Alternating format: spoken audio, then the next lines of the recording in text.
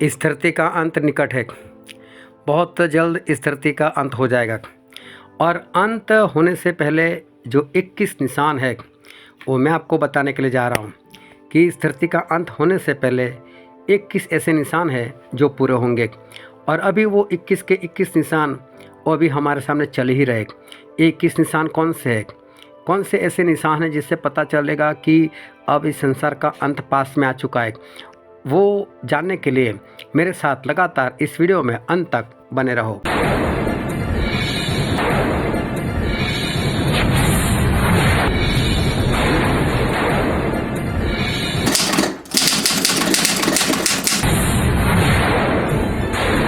इस जगत के अंत के 21 निशान।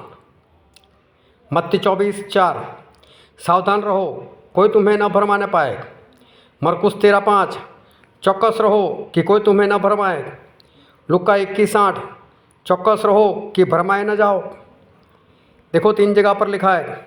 लोग बाइबल के ही वचन दिखाकर झूठी शिक्षा देकर लोगों को भरमाएंगे, जैसे कि यहोवा विटनेस वाले, माता परमेश्वरी वाले, ओनली जीसस वाले, ओनली पवित्र आत्मा वाले, सिर्फ यीशु के नाम से बपतिस्मा वाले आदि ऐसे लोग आपको भरमाएंगे। ये सबसे पहला निशान है इस जगत के अंत का। दूसरा निशान है मत्ती 24:5 क्योंकि बहुत से ऐसे होंगे जो मेरे नाम से, मतलब कि प्रभु यीशु के नाम से आकर कहेंगे कि मैं मसीह हूँ, और बहुतों को भरमाएंगे। फिर मरकुस 13:6 में लिखा है, बहुत तेरे मेरे नाम से प्रभु यीशु, मतलब प्रभु यीशु के नाम से आकर कहेंगे कि मैं यीशु हूँ, और बहुतों को भरमाएंगे। फिर लूका 21:8 में लिखाएंगे कि बहुत तेरे मेरे नाम से, मतलब प्रभु यीशु के नाम से आकर कहेंगे कि मैं वही हूँ, मैं ही यीशु हूँ। ऐसा कहकर भरमाने वाले लोग आएंगे। पास्टर लोग कहेंगे मेरे ही चर्च में आओ, मेरे ही चर्च में उद्धार होगा, मेरे चर्च में आओ, यहाँ पर ही चमत्कार होता है, यहाँ पर बड़े बड़े चमत्कार होते हैं, मेरे चर्च में आओ, यहीं पर प्रभु यीशु है। आज मालूम है इस धरती पर कम से कम 7 यीशु है जो ऐसा कहते हैं कि मैं यीशु हूँ, मैं यीशु हूँ। कहीं न्यूयॉर्क में है, कहीं हमारे भारत में भी है, तो कहीं अफ्रीका में भी है, और इस तरह से लोग कहते हैं। फिर तीसरा निशान है मत्ती 24:6 तुम लड़ाइयों और लड़ाइयों की अफवाहें सुनोगे। देखो घबरा ना जाना, क्योंकि इनका होना अवश्य है, परंतु उस समय अंत न होगा।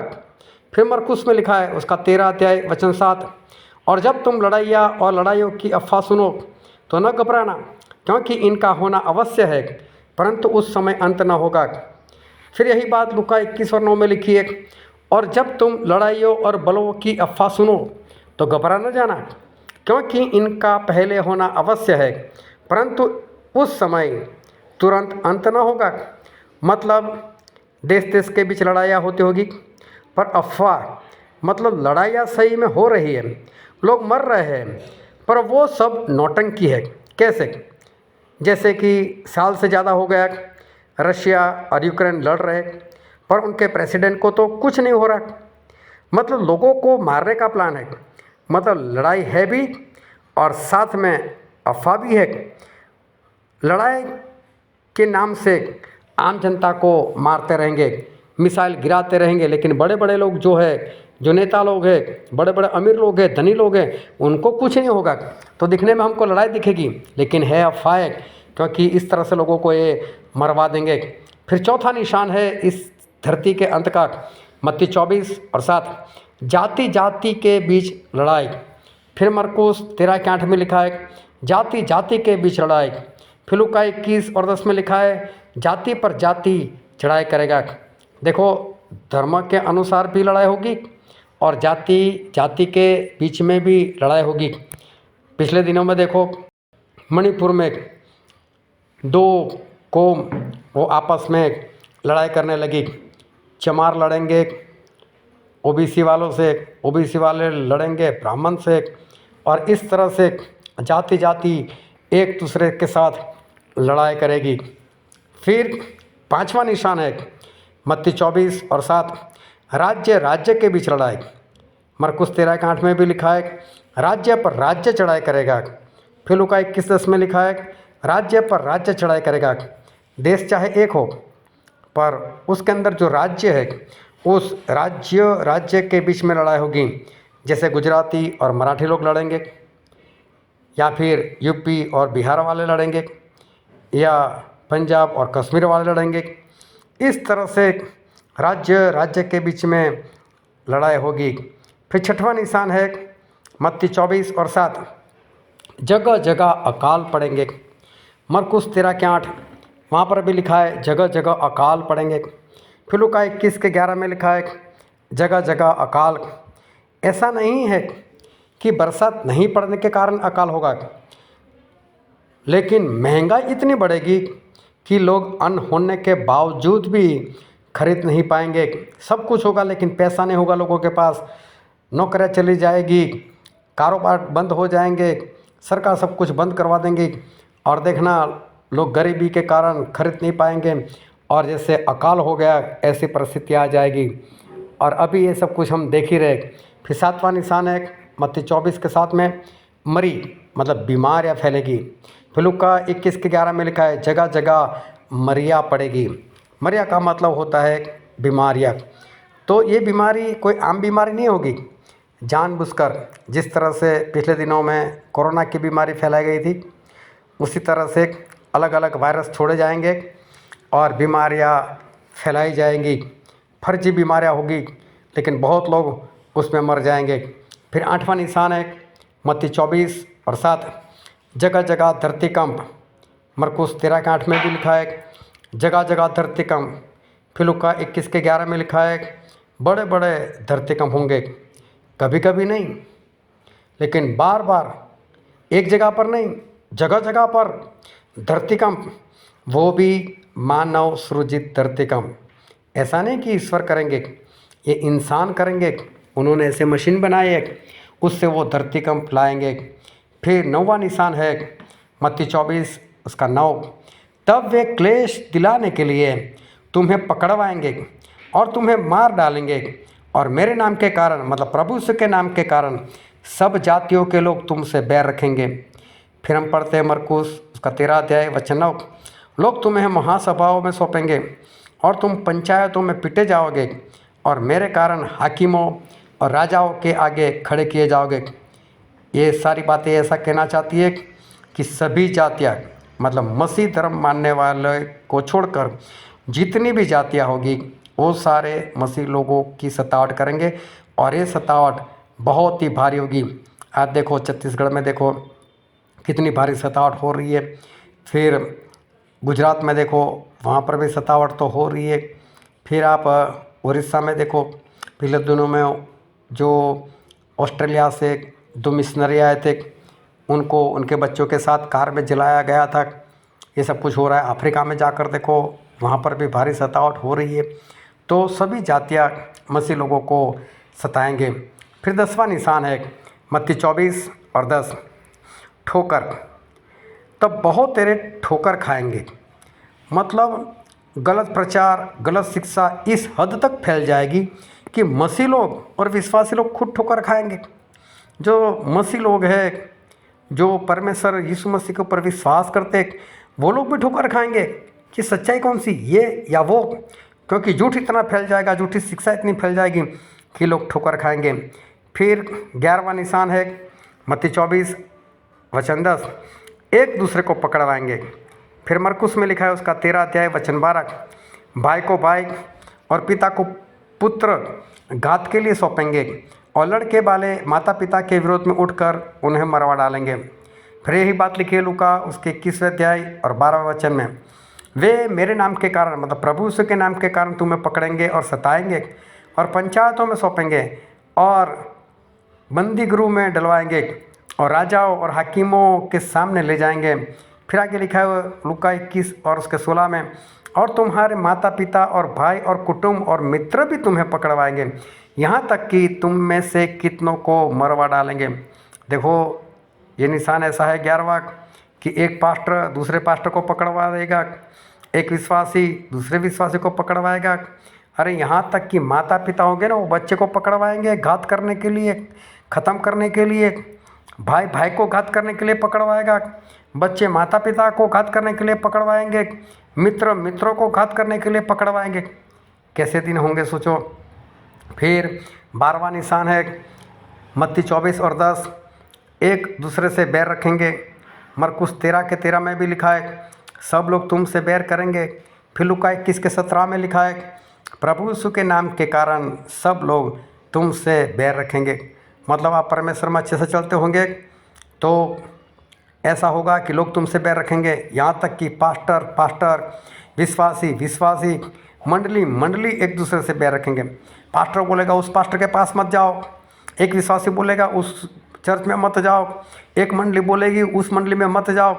इस तरह से लोग बैर रखेंगे। फिर 13वां निशान है मत्ती 24 और वचन 11, बहुत से झूठे भविष्यवक्ता उठ खड़े होंगे और बहुतों को भरमाएंगे।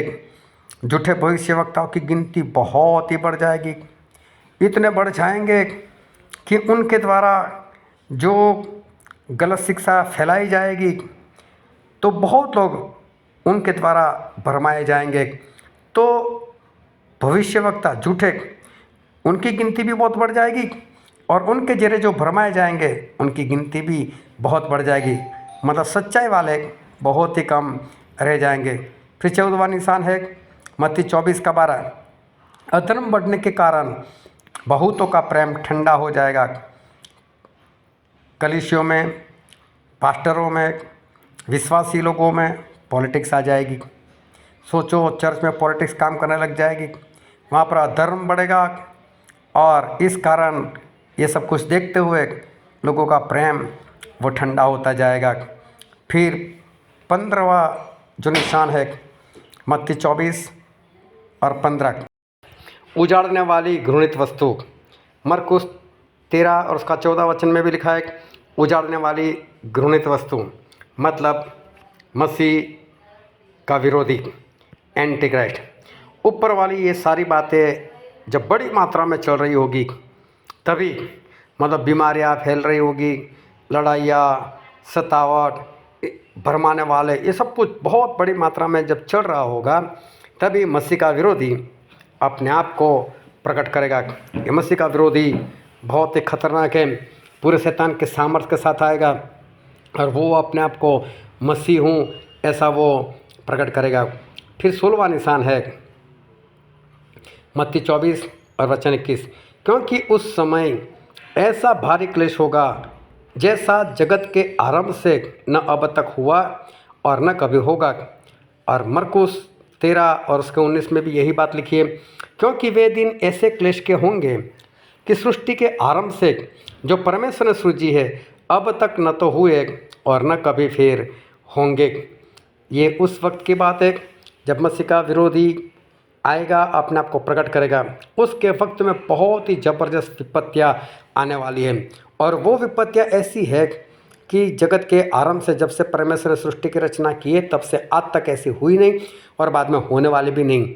और ये कौन सी विपत्तियाँ है वो मैं आने वाले वीडियो में बताऊंगा। और इसलिए मेरे चैनल को सब्सक्राइब करो ताकि आप परमेश्वर के ज्ञान में आप बढ़ते जाओ। फिर 17वां निशान है मत्ती 24 और उसका 23 और 24 वचन, उस समय यदि कोई तुमसे कहे कि देखो मसीह यहाँ है या वहाँ है तो विश्वास न करना, क्योंकि झूठे मसीह और झूठे भविष्यवक्ता उठ खड़े होंगे और बड़े बड़े चिन्ह और अद्भुत काम दिखाएंगे कि यदि हो सके तो चुने हुओं को भी भरमा दें। फिर यही बात लिखी है मरकुस 13, 21 और 22 में, उस समय यदि कोई तुमसे कहे कि देखो मसीह यहाँ है या देखो वहाँ है तो विश्वास न करना, क्योंकि झूठे मसीह और झूठे भविष्यवक्ता उठ खड़े होंगे और चिन्ह और अद्भुत काम दिखाएंगे कि यदि हो सके तो चुने हुए को भी भरमा दे। उस समय लोग बातें करेंगे, चलो चलो चलो प्रभु यीशु यहाँ आए हैं, कोई कहेगा चलो चलो चलो प्रभु यीशु वहाँ आए, कोई बोलेगा हमारे पास इस कमरे में बैठे हुए, कोई बोलेगा इस पहाड़ पर आया है। लेकिन परमेश्वर प्रभु यीशु कहते हैं कहीं पर भी मत जाना, क्योंकि झूठे मसीह बड़े बड़े चमत्कार करेंगे। ऐसे बड़े बड़े चमत्कार वो लोग कर कर दिखाएंगे कि यहाँ तक कि जो चुने हुए लोग हैं, मतलब कि पवित्र आत्मा पाए हुए लोग, वो उनका भी भरमा जाना संभव है। सोचो ये 17वां निशान कितना भयानक है। फिर धरती के अंत का जो 18वां निशान है वो है मत्ती 24 और 29 में सूर्य अंधियारा हो जाएगा। फिर यही बात लिखी है मरकुस 13 के 24 में कि सूरज अंधियारा हो जाएगा। ये सब कुछ ख़त्म होगा तब 18वां निशान सामने आएगा और सूरज अंधियारा हो जाएगा। उसकी रोशनी काफ़ी डाउन हो जाएगी और जैसे लगेगा जैसे अंधियारा हो गया वैसे हो जाएगा। फिर 19वां निशान है मत्ती 24 और 29 में चांद अपना प्रकाश नहीं देगा। फिर यही बात लिखी है मरकुस 13 के 24 में चांद प्रकाश न देगा। मतलब कि चांद जो है वो अपनी रोशनी खो बैठेगा और उसके अंदर से थोड़ा सा भी प्रकाश नहीं निकलेगा। ये संसार के अंत का निशान है। फिर 20वां निशान है मत्ती 24 और 29 तारे आकाश से गिर पड़ेंगे और आकाश की शक्तियाँ हिलाई जाएगी। फिर मरकुस 13 के 25 में भी यही बात लिखी है आकाश से तारागण गिरने लगेंगे और आकाश की शक्तियाँ हिलाई जाएंगी। फिर यही बात हम पढ़ते लूका में उसका 21वां अध्याय वचन 25 और सूरज और चांद और तारों में चिन्ह दिखाई देंगे। इसका मतलब है कि जो तारे हैं ना वो गिरना शुरू हो जाएंगे। आप लोगों ने कभी कभी 1-2 तारे गिरते हुए देखे होंगे, लेकिन जिस तरह से पटाखे फूटते ना वैसे ही जैसे वो झड़ी लगाते ना लोग शादी में, वैसे ही ऊपर से एक के बाद एक के बाद एक के बाद धड़ाम धड़ाम से ये तारे जो है वो गिरना शुरू हो जाएंगे। और जैसे एक पेड़ को कोई हिलाता है और उसके फल गिर जाते हैं वैसे ही बोले आकाश की शक्तियाँ हिलाई जाएगी और तारे जैसे कहीं पर लटके हुए वो फटाफट से गिरने लग जाएंगे। ऐसे हालात होंगे। और फिर 21वां और आखिरी जो निशान है वो है लूका उसका 21वां अध्याय वचन 25 देश देश के लोगों को संकट होगा क्योंकि वे समुंदर के गरजने और लहरों के कोलाहल से घबरा जाएंगे। मतलब कि जगह जगह पर सुनामी आएगी, जगह जगह पर सुनामी आएगी। अभी तो कभी कभी आपने सुना है कि सुनामी आई, लेकिन उस वक्त ये अंतिम दिनों में बहुत भारी मात्रा में सुनामी आएगी। और मैं कहता हूँ इनमें से एक भी काम जैसे धरती कंप लाना, बीमारियाँ लाना, बाढ़ लाना, सुनामी लाना, उसमें से एक भी काम परमेश्वर की ओर से नहीं है। ये ऐसे लोग करेंगे जो मसीह के विरोधी को लाने का प्रयत्न कर रहे। उन लोगों ने ऐसे ऐसे मशीन बनाया कि वो लोग अपने मशीन से ये सारे काम करेंगे। और ये जगत के अंत के 21 निशान है जो आज हमारे सामने पूरे भी हो रहे। इसका मतलब है कि बहुत जल्द इस संसार का अंत होने वाला है। वो अंत होने से पहले पवित्र आत्मा का काम बंद हो जाएगा। और पवित्र आत्मा का काम बंद हो जाए उससे पहले मैं आप लोगों से विनती करता हूँ कि सच्चा बपतिस्मा ले लो और पवित्र आत्मा पालो। अगर ये 2 काम आपने नहीं किए होंगे, सच्चा बपतिस्मा नहीं लिया होगा, पवित्र आत्मा नहीं पाया होगा और परमेश्वर की आज्ञा करे आप लोग नहीं करते होंगे, तो समझ लेना कि आप नर्क चले जाओगे। और मैं नहीं चाहता आप में से कोई भी नर्क में चले जाए। इसलिए इस बात को मानो, पवित्र आत्मा को पाओ, सच्चा बपतिस्मा लो, आज्ञाकारी में बने रहो ताकि आप लोग बचाए जाओ। ये वचन समझने के लिए परमेश्वर आपको कृपा दे। आमीन।